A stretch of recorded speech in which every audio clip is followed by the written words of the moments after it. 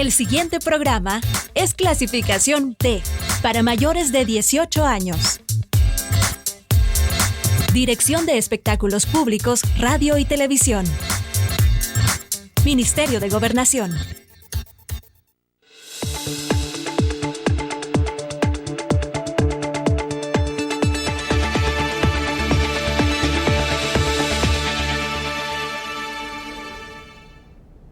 Bienvenidos y bienvenidas a una nueva edición de Temas y Debates con Ricardo Sosa.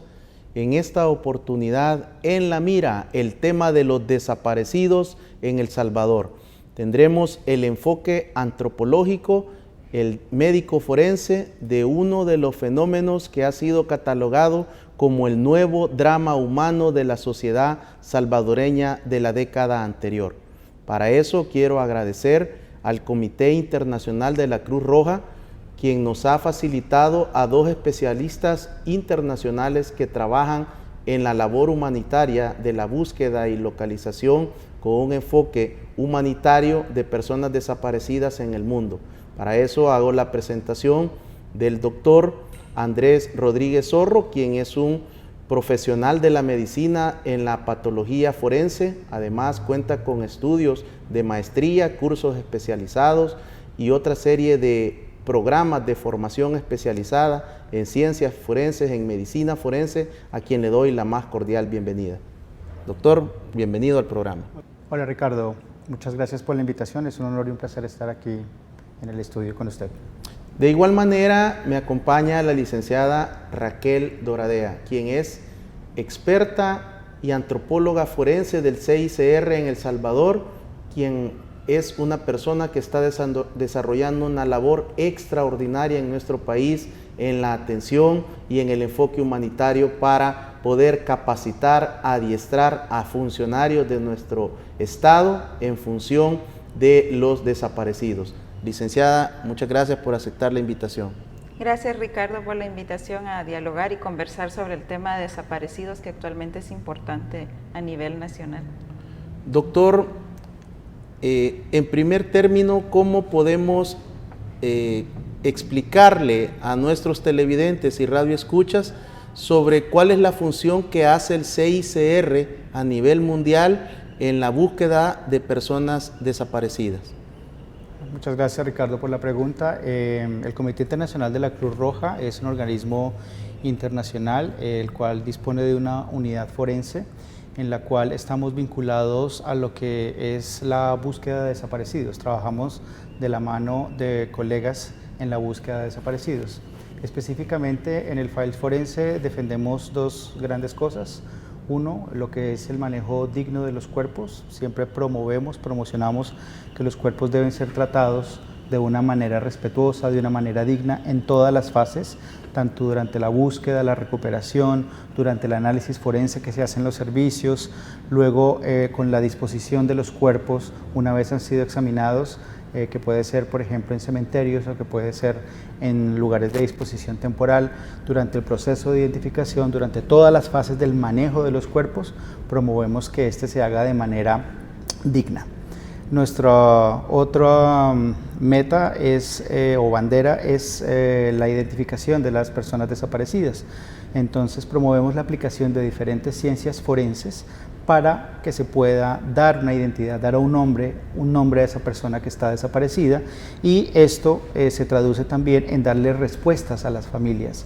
Las familias tienen el derecho a saber qué pasó con su persona desaparecida y también tienen el derecho de que, si es el caso, se les retorne el cuerpo, se les retorne las pertenencias. Entonces es básicamente la aplicación de las ciencias forenses con estos dos fines humanitarios.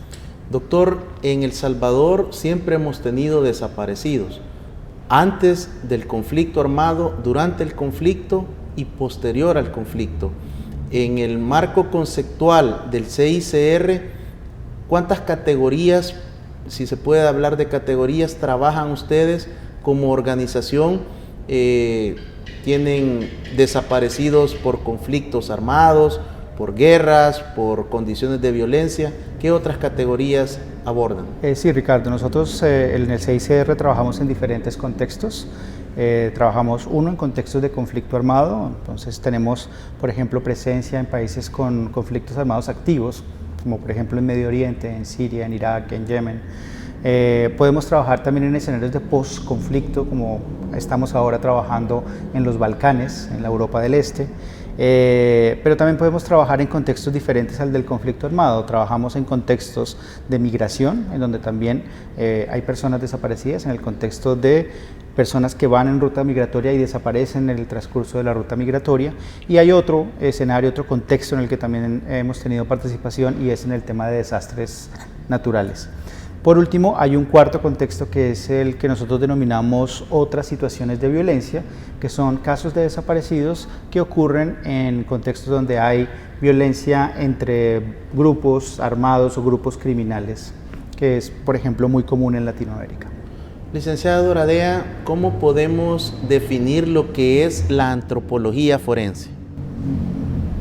Bueno, actualmente la antropología forense tiene varios alcances, se ha ido desarrollando en las últimas épocas, pero inicia mucho en Latinoamérica con las investigaciones de desaparecidos en conflictos armados posteriores. Empezamos mucho en Latinoamérica con la búsqueda de estas personas desaparecidas en el conflicto, las inhumaciones y las exhumaciones, donde la antropología forense da un apoyo a la identificación de restos óseos, ya estamos hablando a nivel de esqueletos.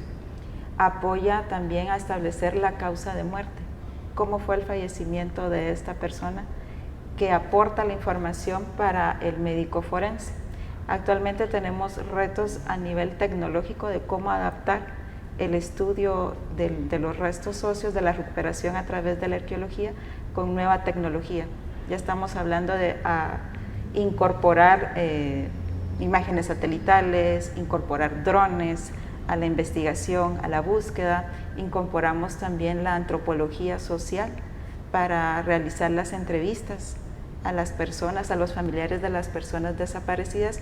Entonces, dentro de ese marco, las investigaciones de antropología forense son bastante complejas. No solo vemos a nivel de huesos, a nivel de antropología biológica, que es el análisis de restos óseos, sino nos apoyamos a través de la antropología social, que es lo que le mencionaba, cómo hacerle las entrevistas adecuadamente a los familiares, y de la arqueología, que es la búsqueda de fosas clandestinas.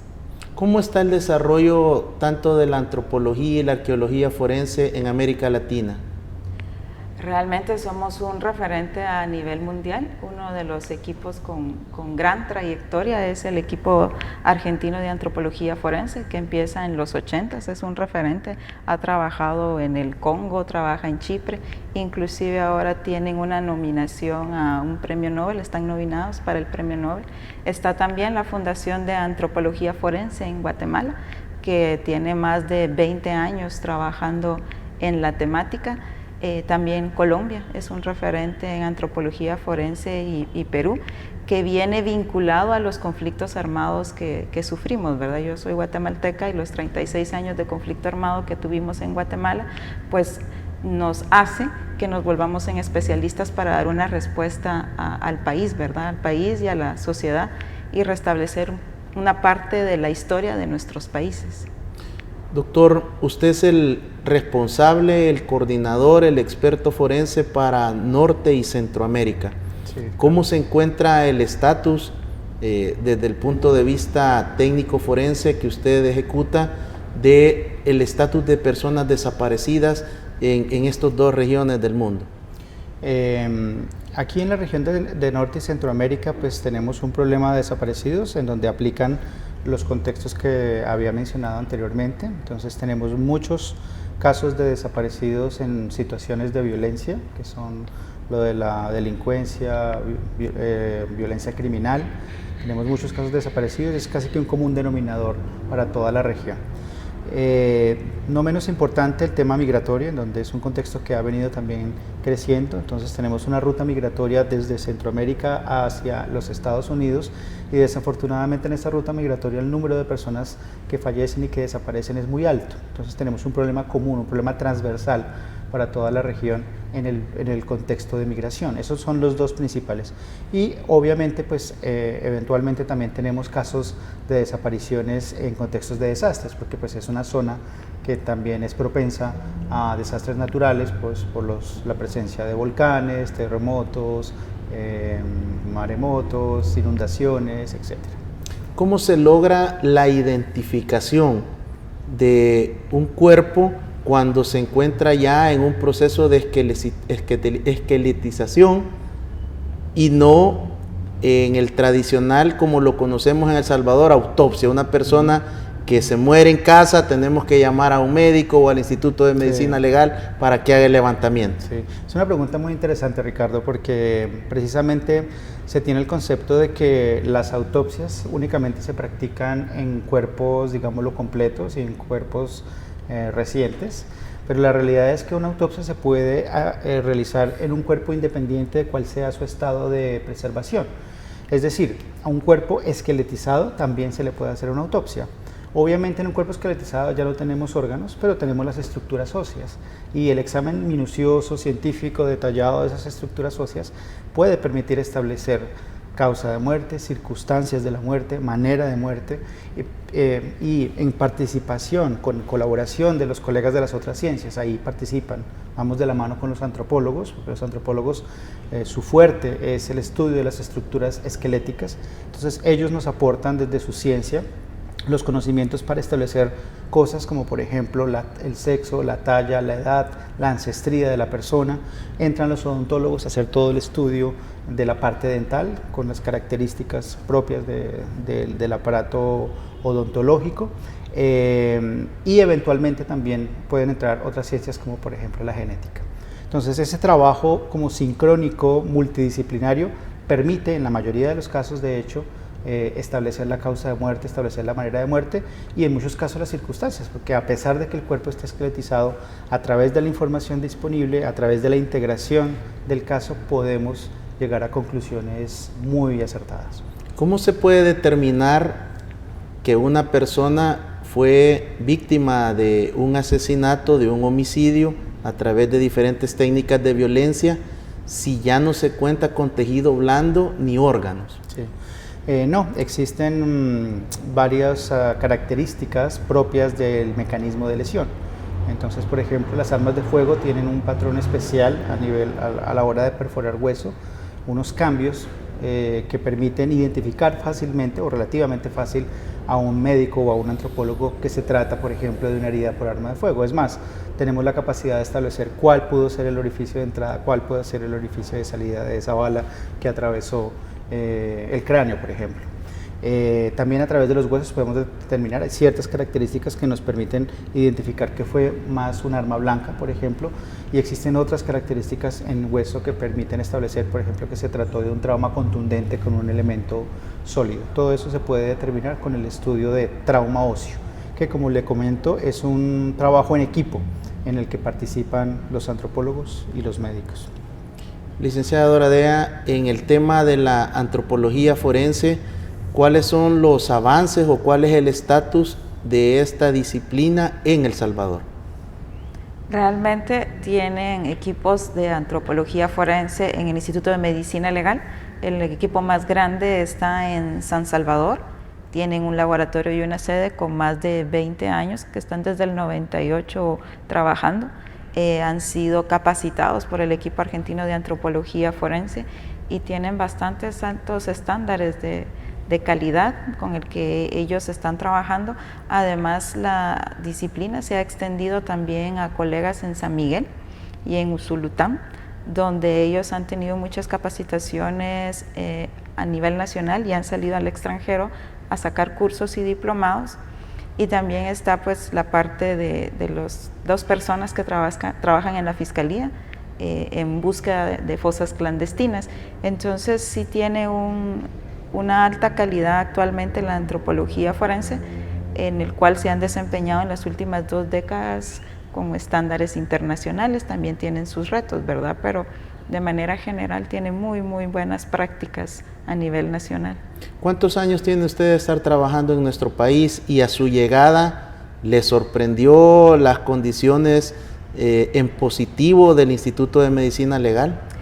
Yo empiezo a trabajar en el 2017 con el Comité Internacional de la Cruz Roja y específicamente con El Salvador, y fue interesante el hacer las visitas a medicina legal para establecer básicamente cuál era el proceso de identificación. Ya como Andrés les han comentado, el CICR se preocupa por darle respuesta a los familiares de personas desaparecidas y identificar aquellos cadáveres que están sin nombre, ¿no? De una forma científica, con elementos que fuera de toda duda razonable digan si es esta persona, que la población esté confiada de que la identificación sea la más adecuada. Y al llegar, pues hicimos una serie de visitas y vimos que tenía muchas fortalezas. Por ejemplo, el laboratorio de genética cuenta con muy buen equipo, cuenta con muy buenos peritos, patología también, la parte de los médicos, los que hacen las necropsias, ellos tienen mucho personal capacitado desde hace 20 años. Realmente el Instituto de Medicina Legal, su mayor recurso, su mayor joya, diría yo que es el personal, que cuenta con muchísimo tiempo de trayectoria, con muchísimo tiempo de experiencia, y pues lamentablemente pues en nuestros países las estadísticas de fallecidos son altas, ¿verdad? Donde tenemos constantemente la práctica con estos fallecidos y vamos mejorando nuestras técnicas. En El Salvador tenemos reporte de personas desaparecidas por casos de violencia desde el año 2010 en sedes fiscales y desde el año 2011 en sedes policiales. En esa dirección, licenciada Doradea, ¿cuál es el estatus de este segmento de personas desaparecidas a causa de la violencia social que atraviesa nuestro país? Bueno, actualmente lo que he visto de forma general es que hay complejidades en centralizar la información, en tener registros unificados e intercambio de información que podría dar un mejor esquema o bosquejo de lo que está pasando a nivel estadístico, ¿verdad? Y también vemos que los familiares van a diferentes sedes de las instituciones, se abocan a fiscalía, se abocan a policía, se abocan a medicina legal, y dentro de las mismas instituciones se abocan a diferentes sedes regionales. Entonces un familiar puede ir a 3 instituciones y dentro de esas 3 instituciones a 4 o 5 oficinas, y eso da de por sí el entendimiento que no está consolidada la información y que no hay un intercambio de información dentro de las instituciones, y hace que los familiares tengan que estar visitando diferentes sedes. ¿Cuál es la mayor afectación que se le hace a las víctimas al andar recorriendo diferentes lugares y contando la historia varias veces? Dentro de las recomendaciones que brindamos es que se tengan registros unificados, porque hay cierta información que se comparte en las instituciones. Por ejemplo, el nombre, la persona que están buscando, cuáles sus características físicas, que todas las instituciones preguntan. Entonces, cuando llega un familiar a contar su historia, la está contando muchas veces y eso revictimiza.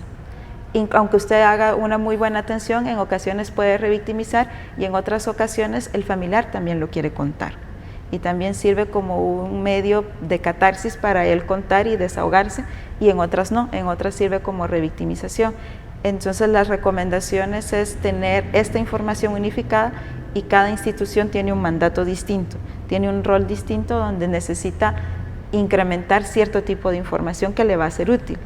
Esa información puntual de cada institución es la que se recomienda preguntar, y no preguntar más allá de lo que el familiar ya ha contado, para evitar esa revictimización.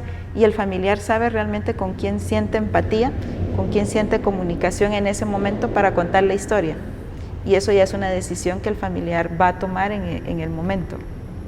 Así, las primeras impresiones de nuestros invitados, estos expertos internacionales, tanto en antropología forense como en temas de medicina legal y patología forense. Al regresar conoceremos más de la labor humanitaria del CICR.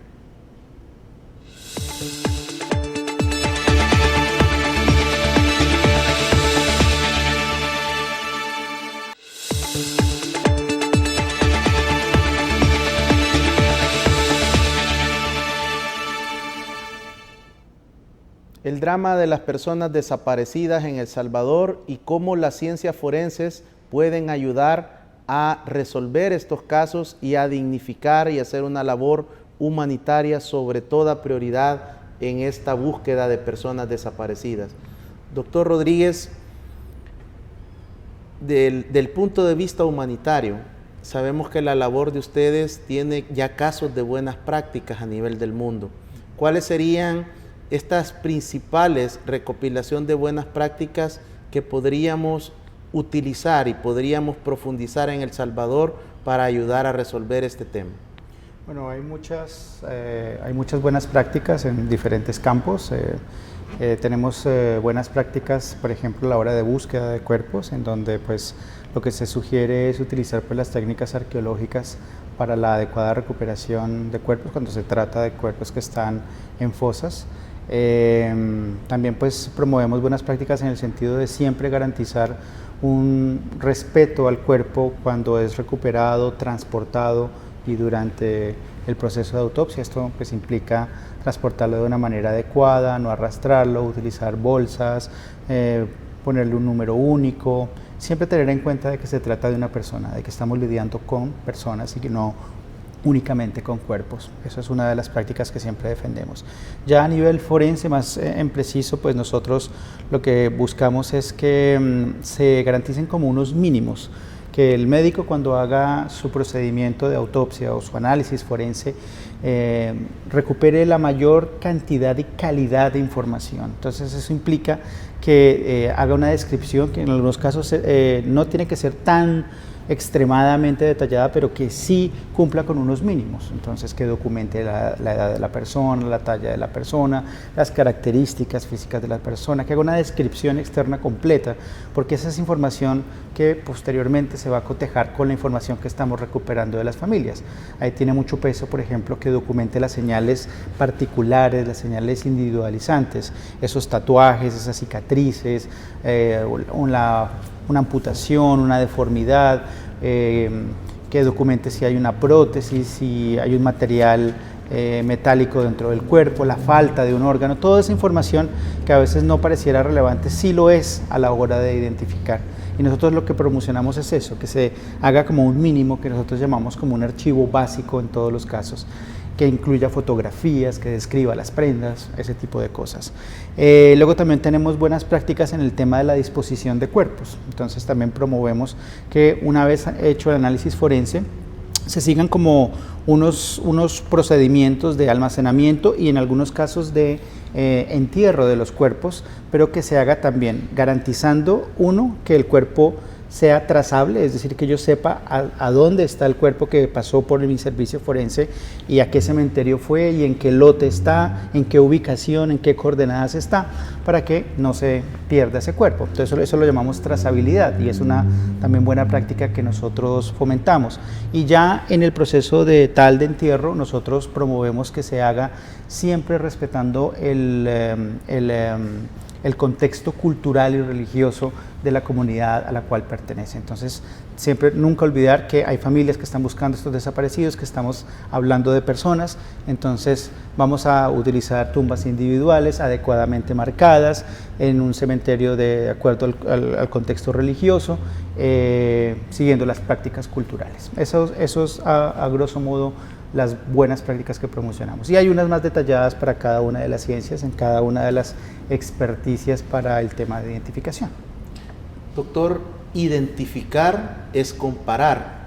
En nuestro país tenemos mucha debilidad en ese tema, porque nuestra cultura no nos ha permitido poder hacer un registro de muchas actuaciones de nuestra vida. ¿Cuáles son los principales parámetros que deberíamos de comenzar a trabajar en nuestra sociedad de cara al futuro para poder tener una labor de prevención y tener esa hoja de ruta para la comparación? Sí, Ricardo, como usted lo menciona, el proceso de identificación es un proceso de comparación. Yo como lo veo yo veo que en Latinoamérica, incluye para el contexto de El Salvador, yo veo realmente más fortalezas. Yo veo que existen unos institutos forenses, ya un instituto forense consolidado, que tiene cobertura nacional, reconocido, en donde tiene sus servicios distribuidos y bien definidos de patología forense, que es la parte de cadáveres, de clínica forense, que es la parte que examina personas vivas, en donde tiene laboratorios forenses especializados, donde tiene laboratorio de genética. Yo veo muchas fortalezas, o sea, digamos lo que todas las herramientas están para poder hacer una identificación efectiva. Tenemos también otras instituciones que participan en el proceso, la policía, la fiscalía, que también tienen muy buenos procesos. De hecho, aquí hay laboratorios que están ya acreditados y que tienen la tecnología de punta para hacer identificación. A veces lo que hay que mejorar un poco es la articulación entre estos diferentes actores que participan y que la información fluya entre ellos. Es una cuestión de ajustar un poco los detalles de flujo de información. Licenciada Raquel Doradea, en El Salvador tenemos una realidad que puede ser diferente del contexto de otros países, como son las denominadas fosas clandestinas. ¿Cómo podemos avanzar para poder detectar, encontrar, localizar personas que lastimosamente han sido asesinadas y han sido enterradas en este tipo de fosas? Bueno, es una pregunta interesante y un tanto compleja porque también va vinculada a la información que brinda la población. Muchas personas pueden tener conocimiento de dónde se encuentran estas fosas, pero por miedo no informan, y eso es algo muy normal en los contextos de desapariciones. Desde la parte de registros, dentro de las recomendaciones sería hacer un mapeo de denuncias que se tengan tanto en fiscalía, en policía, o información que se tenga en medicina legal, de los puntos donde probablemente podamos tener fosas clandestinas.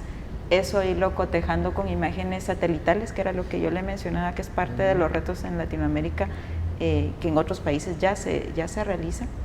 Verificar estas imágenes satelitales en retrospectiva del momento del hecho versus cómo ha cambiado la fauna, cómo ha cambiado el terreno, y hacer ese como gran mapeo general para ver los lugares que podamos intervenir o no, y de parte de la investigación criminal dar el fundamento testimonial, ¿no? Porque es como un combo, la parte de tecnología, la parte de pericial y la parte de la investigación criminal, que debe de estar concatenada o debe estar en articulación para poder hacer estrategias de búsqueda, en qué lugares hay más incidencias de desapariciones, en qué lugares se me ha dicho que hay más fosas, y luego hacer una estrategia de verificación, tanto satelital como pueden hacer también búsquedas en terreno a través de drones, y de ahí ya podrían ustedes empezar a pensar cuáles quiero intervenir primero. Estos imágenes satelitales y la utilización también de georradares ¿qué tan efectivo puede ser de acuerdo a la profundidad donde han sido enterradas estas personas? ¿Qué alcance o cuál es el rango que se puede utilizar? Con las imágenes satelitales lo que nosotros estamos viendo son los cambios de terreno. Entonces usted lo va a ver depende si tiene acceso, por cada año, por cada temporada, cómo ha ido cambiando, si los árboles, si la grama, si hubo cosecha. Entonces eso no tiene realmente como tanta de penetración. En el tema de georradares es más el material que se tenga, si hay rocas, si hay mucho pH, si es muy alcalino, muy ácido los suelos, probablemente el georradar no le va a funcionar. Las penetraciones están más o menos entre rangos desde 3 hasta, si no me equivoco, 7 metros, pero va a variar realmente de qué hay alrededor o dentro de los subsuelos. No todos los georradares funcionan. Por ejemplo, le digo, en los ríos, que es muy arenoso y que está constantemente en movimiento la tierra, le puede dar falsos positivos. Entonces tiene que ir al terreno para que usted realmente sepa las lecturas del georradar. Va a variar en relación a las modificaciones que se han hecho en el terreno. La utilización de perros especializados, como son, digamos, los que cuenta nuestra Policía Nacional Civil, la unidad K9, que ha generado ya resultados extraordinarios en temas de droga, pero que también el año pasado hubo algunos intentos de llevarlos a territorio para que pudieran ayudar en la localización de cuerpos. Sí, eso lo han trabajado más en tema en Perú. La última vez se ha visto para temas de conflicto armado, de casos de conflicto armado, pero una cuestión es para drogas y otra es para restos humanos. Donde los perros nos pueden ayudar muchísimo son en el proceso de descomposición que nos estaba comentando Andrés, que son como los primeros momentos, pero cuando ya hablamos de restos más esqueletizados, el entrenamiento tiene que ser mucho más largo. En Perú sí hay algunas investigaciones ya publicadas donde los colegas han tratado de buscar en fosas más antiguas y los perros pues sí han detectado, pero sí lleva un tipo de entrenamiento un tanto diferente en buscar drogas a personas fallecidas. Entonces podría también agregarlo en el tema de búsqueda, ¿verdad? Doctor Rodríguez, en lo particular creo que una de las técnicas que no estamos utilizando y explotando más adecuadamente en El Salvador es la dactiloscopía, la huella dactilar. Y hay mucha corriente de que El Salvador transite más hacia una ley de ADN, que no digo que no pueda ser útil, pero nosotros tenemos una realidad, tenemos por cada dólar 72 centavos están endeudados y comprometidos para nuestras futuras generaciones. Sí. Usted como una persona experta que está con la tecnología a nivel mundial, ¿cuál es su opinión sobre la huella dactilar? ¿Sigue siendo el sistema de identificación más utilizado en el mundo o ha cambiado? Gracias por la pregunta, Ricardo, es muy interesante. La dactiloscopia es un método de identificación que se considera de alto nivel de unicidad, es decir, se considera un método científico de identificación. Es un método que es válido a la hora de identificar cuerpos.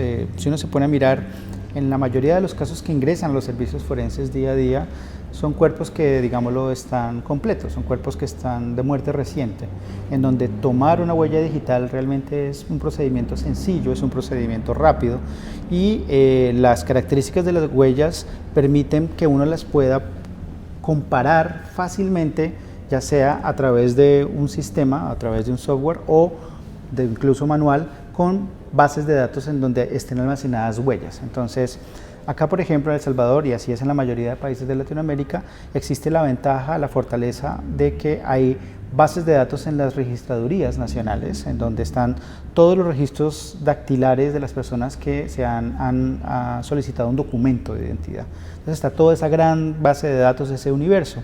Entonces técnicamente es sencillo esa huella que se le toma al cadáver, compararla contra esa gran base de datos. En la mayoría de países de Latinoamérica, incluyendo El Salvador, existen esos sistemas. El nombre se conoce como AFIS, que es una sigla en inglés que básicamente traduce como un sistema automatizado de huellas digitales.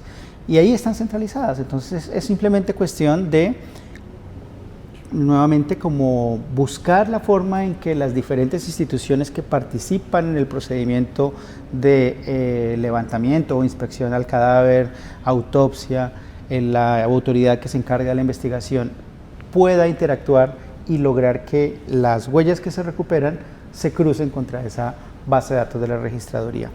En la mayoría de los casos, como le digo, la identificación se lograría de manera rápida y sería una identificación científica. No todos los casos requieren genética, algunos sí los requieren. De hecho, pues un cuerpo esqueletizado muy seguramente va a requerir de genética para identificarse, los cuerpos desmembrados, los cuerpos calcinados. O sea, hay ciertos casos que sí van a requerir genética, pero no todos la requieren. En últimas son, digámoslo, medidas paralelas. Está bien que se tenga tanto el recurso del uso de las huellas digitales como el uso de la genética en paralelo, pero la realidad es que la gran mayoría de los casos se pueden identificar fácilmente por huellas digitales. ¿Qué se busca a nivel forense en la huella dactilar. ¿Cuáles son esos parámetros técnicos que permiten decir este cuerpo corresponde a?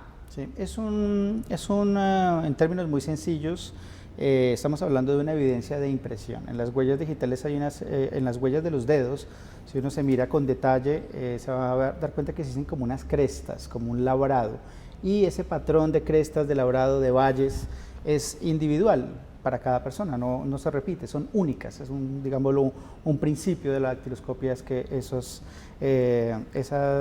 irregularidades son únicas. Básicamente el procedimiento es muy sencillo, es comparar esas diferentes irregularidades, valles, puntos entre los dos y buscar el mayor número de puntos y coincidencias. Los softwares calculan incluso la probabilidad y pues es un método que es científico y que de hecho es ampliamente usado a nivel mundial, de hecho, y se utiliza tanto con fines de investigación criminal como con fines de identificación. Es probablemente uno de los métodos de identificación más comunes en el mundo y es utilizado pues, entidades famosas como el FBI y la mayoría de institutos forenses en el mundo utilizan la dactiloscopia como principal línea de identificación. ¿Cómo transitar? Porque en los países es usual que este sistema AFIS sea utilizado como una base criminal. Cuando una persona es detenido, capturado por la Policía Nacional Civil, se procede a su fichaje, como lo conocemos en salvadoreño, y este sistema pertenece, si decimos, a 38,000 personas que están privadas de la libertad en este momento en los centros penitenciarios, más una base existente de los que ya salieron. ¿Cómo lograr ese reto, ese desafío de poder cruzar la base del documento único de identidad que todos los que tenemos 18 años se nos han registrado nuestras huellas a través ya de un sistema digital, poderlo cruzar con AFIS y que el Instituto de Medicina Legal tenga acceso a estas bases por lo menos de manera consultiva? Sí, tú lo has explicado muy bien, Ricardo. Esa base AFIS que se utiliza, ese AFIS criminal que tú mencionas, es una población válida para cruzar, pero es una población que tiene el problema de que es muy pequeña, solamente es un universo de las personas que han estado detenidas o que están en las prisiones, es un universo pequeño. Es mucho más efectivo utilizar el universo grande, y el universo grande es la mayoría de la población adulta que tiene un documento. En los países en donde funciona ya de manera eficiente, lo que hacen es que se hace un acuerdo institucional entre la registraduría y el Servicio Médico Forense o el Instituto de Medicina Legal, que permita, por ejemplo, que exista una terminal de ese AFIS de la registraduría en el Servicio Médico Forense, de manera que el técnico que toma la huella digital, una vez la toma en la autopsia, la sube, la escanea o la sube al sistema y el sistema inmediatamente le hace el cruce automático y ya le queda muy fácil al técnico hacer la comparación y validar la identificación. Esto es un procedimiento que cuando funciona se hace en cuestión de minutos, entonces estamos hablando de que un cuerpo a los 10-15 minutos está identificado, se está corroborada su identificación. Y ahí entonces, haciendo esta medida, el número de cuerpos que nos quedan no identificados ya se reduce a lo mínimo. Nos quedan muy pocos cuerpos sin identificar utilizando esta estrategia. Así, las valoraciones técnicas de nuestros invitados, cuál es el aporte de las ciencias forenses, de la antropología forense, de la medicina legal en la búsqueda, localización e identificación de personas desaparecidas. Al regresar conoceremos cuáles son los retos, los desafíos, las respetuosas recomendaciones para el Estado salvadoreño en torno a los desaparecidos en El Salvador.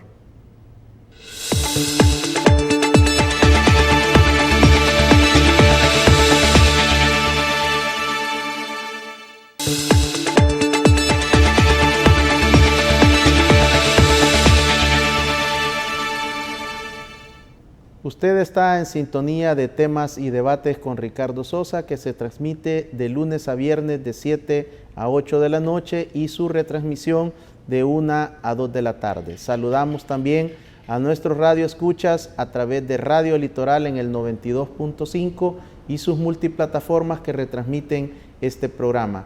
Licenciada Raquel Doradea, ¿Cuáles son esos desafíos, esos retos del Estado salvadoreño para poder avanzar en la labor humanitaria, en el enfoque victimológico, para que podamos encontrarlos, localizarlos, principalmente con vida, y si no, lograr una adecuada identificación y entregar con dignidad estos cuerpos? Existen varios retos al interno de El Salvador. Uno de ellos es centralizar la información que brindan los familiares que están buscando a estas personas desaparecidas. Regularmente van a Fiscalía, a Policía y a Medicina Legal. Todos ellos tienen información que debería estar centralizada en un registro unificado. Dentro de este marco, el año pasado en diciembre se firmó un convenio entre el Estado de El Salvador y el Estado de Colombia a través de ambos institutos de medicina legal para adquirir un software. Este software es pues una herramienta donde podrían centralizar esta información. Independientemente del software, a utilizar un registro único es vital, no solo para el tema de estadísticas, para centralizar esas estadísticas que El Salvador tanto necesita, sino también para saber qué información tenemos y cómo la vamos a manejar, qué información nos es útil en la investigación y búsqueda de estas personas desaparecidas, y además también para brindarle retroalimentación a las familias. Uno de las constantes situaciones que tienen los familiares es saber qué están haciendo con mi caso, cómo el Estado me da una respuesta. Cada institución debe darle una respuesta a estos familiares, pero centralizar esa información y darle esa retroalimentación también es importante al familiar que vive con angustia, que vive con preocupación, buscando a esta persona. Y todas las instituciones tienen alguna acción, dan algún tipo de respuesta, pero ¿cuál es? Es la que sería importante también centralizar. ¿Tienen derecho las víctimas a estar informadas de todo el proceso? Es el derecho al saber, que el Comité Internacional de la Cruz Roja sensibiliza mucho en el tema, donde los familiares tienen el derecho a saber del paradero de estas familias y cuál es la respuesta que se les está brindando. Otro de los retos grandes que se tiene, ya como decía Andrés anteriormente, es el uso de huellas dactilares, que se promueva más esa utilización de la identificación de estas personas fallecidas. Es mucho más barato, mucho más rápido. Entonces un familiar, en lugar de esperar varias semanas, puede esperar minutos, horas en una respuesta. Ese es como el primer punto. Y desde la parte científica, pues la calidad de la toma de las huellas es muy buena. De esto se encarga la división de inspecciones oculares, y el análisis de las huellas dactilares lo hace la división de la Policía Científica, que también tiene un personal altamente calificado, también tienen el software especializado, y pues ellos están apoyando en este tema. Lo que falta, como bien decía Andrés, es un poco más de articulación e intercambio de información entre las instituciones, que ese sería el siguiente reto. ¿Qué respuesta estoy dando y a quién informo y en qué momentos informo? Si yo ya tengo la identificación de esta persona, va hacia Fiscalía hacia quién informa, Medicina Legal, cómo se hace mesas interinstitucionales donde podamos decir, bueno, yo tengo esta información y tú la necesitas, ¿en qué tiempo? Ese sería un reto grande donde las instituciones podrían articular mejor qué información se brinda a través de la identificación de huellas dactilares, y pues pasar al siguiente momento, que es ADN. No significa que no lo utilicemos, ya Andrés lo explicó, pero sí es un reto grande para El Salvador hoy por hoy utilizar como primera línea de evidencia la identificación por huellas dactilares. Y otro reto también, que sería estandarizar y homologar los formularios y los procesos. Eso creo que también ayudaría muchísimo a no duplicar esfuerzos de las instituciones, a centralizar mejor toda la información y a que todos estemos hablando en un mismo idioma y hacia una misma vertiente.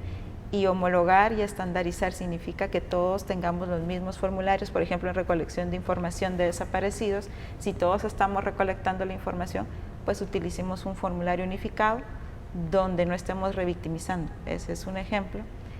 Otro ejemplo sería cómo yo abordo la investigación, qué roles tiene cada institución, estar como muy centralizado de cuál es nuestro rol y qué respuesta vamos a brindar.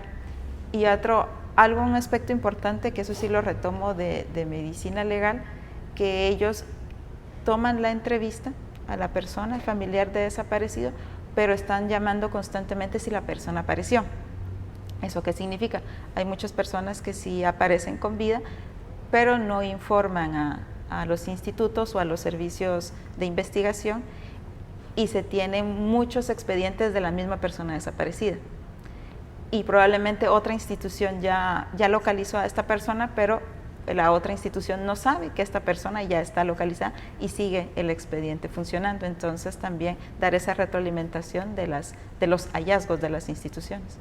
Doctor Rodríguez, el ADN, como le decía en el segmento anterior, se está potencializando a través de diferentes actores en el Estado salvadoreño, de la necesidad de implementarlo, de contar con una ley de ADN. Pero en primer lugar, digamos, tenemos limitaciones de su costo, pero de alguna manera no es completamente infalible. Sé que también hay algún grado de falsos positivos en el ADN. ¿Cuál es su posición en relación a la prueba de ADN? Gracias por la pregunta, Ricardo. No, el ADN definitivamente es una herramienta valiosa, fundamental en la actualidad para la identificación de personas. Eso es innegable. Y yo lo veo como una herramienta que hay que tener. No veo negativo de que exista una ley de bancos genéticos. Es más, me parece que es una actividad, una estrategia complementaria que debe ir en paralelo a las otras, de lo que hablábamos de completarle una información completa, cuando hablamos de las huellas. En paralelo también es importante fortalecer o tener un marco legal para la creación de bancos genéticos. Cuando uno combina diferentes estrategias, y mejora también la posibilidad de identificación. Lo que usted menciona es cierto, el ADN no es infalible, y por eso es que debe ir integrado a otras líneas de evidencia, a más información, porque a veces puede pasar que, por ejemplo, en cuerpos muy degradados sea difícil la extracción de la muestra de ADN, o también puede pasar que exista contaminación del ADN. Hay casos de mutaciones que realmente las tasas son pequeñas, pero existen. Entonces, el problema es que cuando yo le dejo toda la responsabilidad del ADN y descuido la información, las otras formas de identificación, las huellas, las fotografías, etcétera, y dejo todo al ADN, puede llegar a ocurrir que no pueda extraerlo, puede llegar a ocurrir de que se me contamine la muestra, puede llegar a ocurrir que haga la mutación. Entonces ahí que me quedo ya sin herramientas.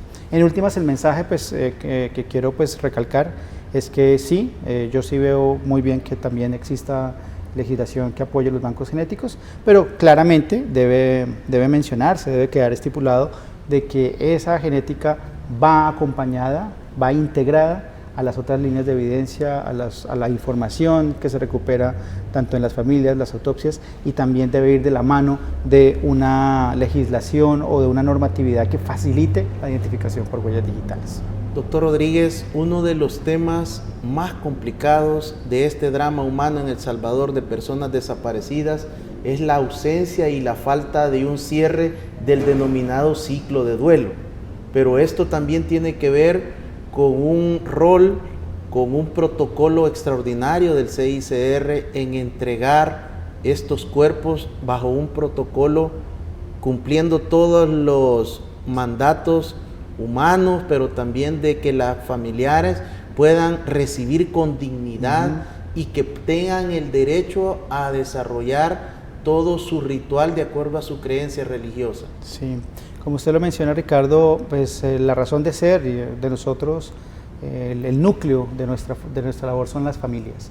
Entonces nosotros lo que buscamos es darle respuestas a esas familias, y dentro de nuestras buenas prácticas promocionamos lo que es la entrega digna. Entonces, cuando el cuerpo ha sido identificado, lo siguiente es entregárselo a la familia de una manera respetuosa, ojalá respetando sus creencias religiosas, ojalá en una ceremonia en donde se le vuelve a dar nombre a esa persona, en donde la familia tiene la oportunidad de recibir el cuerpo, de llorarlo, de velarlo, de rezarle, de saber la verdad de lo que ocurrió y poder hacer ese cierre, porque para cerrar el ciclo de duelo es muy importante eso, recibir el cuerpo.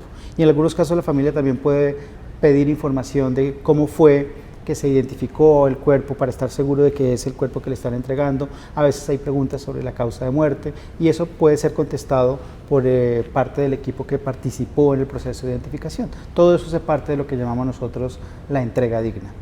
Quiero agradecerles el haber aceptado mi invitación, agradecerle también al Comité Internacional de la Cruz Roja el podernos haber brindado la facilidad para contar con estos extraordinarios ponentes y profesionales de la ciencia forense, de la antropología forense, de la medicina legal, de la patología forense que están trabajando alrededor del mundo, pero ahora tenemos la bendición de contar con ellos en El Salvador. Su mensaje de despedida, licenciada Doradea. Bueno, decimos que el Comité Internacional de la Cruz Roja está abierto a apoyar y seguir apoyando en estas iniciativas de búsqueda e identificación de personas desaparecidas y que el nivel tecnológico y profesional que existe a nivel forense en El Salvador es bastante alto. Deben de sentirse orgullosos con lo que se tiene, pero hay algunos retos y desafíos que deben de ser superados. De igual manera, doctor Rodríguez Zorra, muchas gracias por haberme acompañado y por aceptar esta invitación. A usted, Ricardo, por la invitación, por la confianza. Simplemente, pues, ya lo mencionó mi compañera Raquel, es un placer y un honor para nosotros trabajar aquí en El Salvador. Damos gracias a las autoridades por la receptividad, por la apertura que han tenido hacia nosotros. Nuestra razón de ser son las familias, nuestra razón de ser es los beneficiarios, y dentro de los beneficiarios están los servicios médico-legales, el sistema judicial salvadoreño. Estamos simplemente acompañando, asesorando y pues ha sido una experiencia realmente muy satisfactoria para nosotros. Llegamos al final de este programa. Quiero honrar y reconocer el trabajo de nuestros técnicos, de nuestros especialistas, de nuestros profesionales en el área de las ciencias forenses en El Salvador. El primer saludo y reconocimiento para el personal del área de criminalística de la Fiscalía General de la República. De igual manera, al laboratorio de la Policía Técnica Científica en la Policía Nacional Civil, que son y seguirán siendo líderes en América Latina y en el mundo en su experticia y en su formación. Y finalmente al Instituto de Medicina Legal, donde se encuentran una serie de profesionales en diferentes áreas de las ciencias forenses. Para ellos, nuestro reconocimiento, nuestro agradecimiento, en especial para el área de antropología forense, de patología forense. Un cordial saludo para el doctor Miguel Velázquez, para el doctor Quijada, para el doctor Romero y todo su equipo de colaboradores y colaboradoras que hacen una labor extraordinaria en el país. Dios les bendiga.